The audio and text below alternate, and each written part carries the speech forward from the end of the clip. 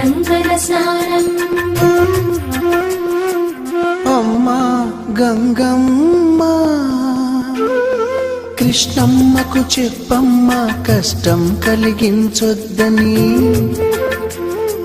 యమునకు చెప్పమ్మా సాయమునకు వెనకాడొద్దని.